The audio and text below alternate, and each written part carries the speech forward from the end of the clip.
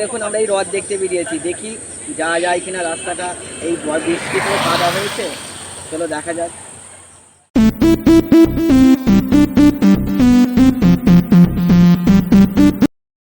এই ভাঙা চোরা বুক নিয়ে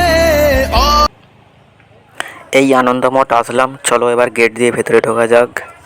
দেখা যাক, আজকে আবার শনিবার, আনন্দমঠে আমাদের ক্যারাটে ও যোগব্যায়াম শেখানো হচ্ছে, তাই একটু ভিড় আছে।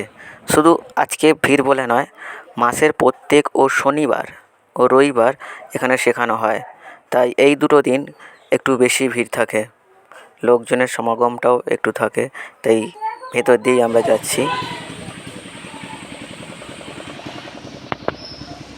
চলেছি পথে জানা মনের পাখি আজ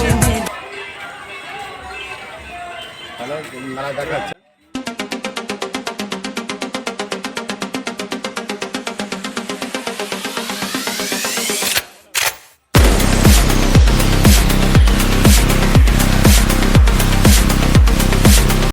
সবাই বলে ঈশ্বর মন্দিরে থাকে, কিন্তু না, আমি মনে করি ঈশ্বর প্রত্যেকটা মানুষের মধ্যে থাকে। তা বোঝা যায় তার ব্যবহার ও কর্মের মাধ্যমে।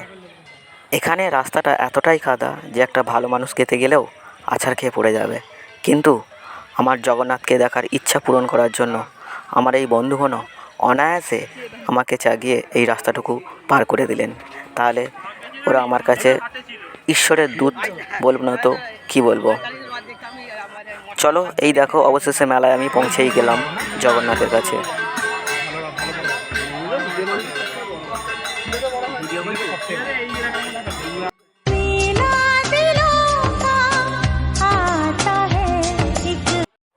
এখানে জগন্নাথের প্রসাদ অর্থাৎ পরমান্ন দেওয়া হচ্ছিল, কিন্তু দক্ষিণা হিসাবে 5 টাকা করে নিয়েছিল।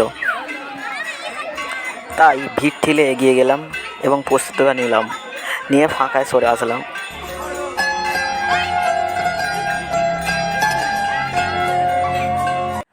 ও বাবা, প্রসাদটা মুখে তুলে দেখি এ তো প্রসাদ নয়, এ তো অমৃত।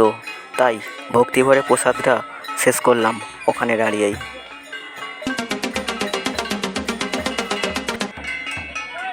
ইতিমধ্যে রথের রশ্মি ধরে টান দেওয়া চালু হয়ে গেছে। রথ ধীরে ধীরে এগোতে থাকে এবং ভক্তরা তার পিছু পিছু যেতে থাকে।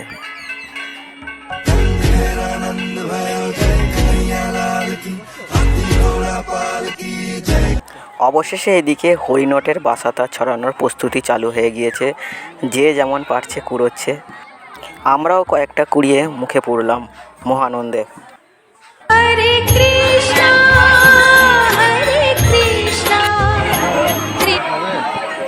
জয় জগন্নাথ জয় জগন্নাথ। অবশেষে বাড়ির দিকে রওনা দিলাম, কিন্তু পথে শনিদেবের মন্দির পড়ে, তাই ওখানে পুজো দিয়ে তারপর বাড়ি আসলাম। কেমন লাগলো ভিডিওটা অবশ্যই জানাবেন।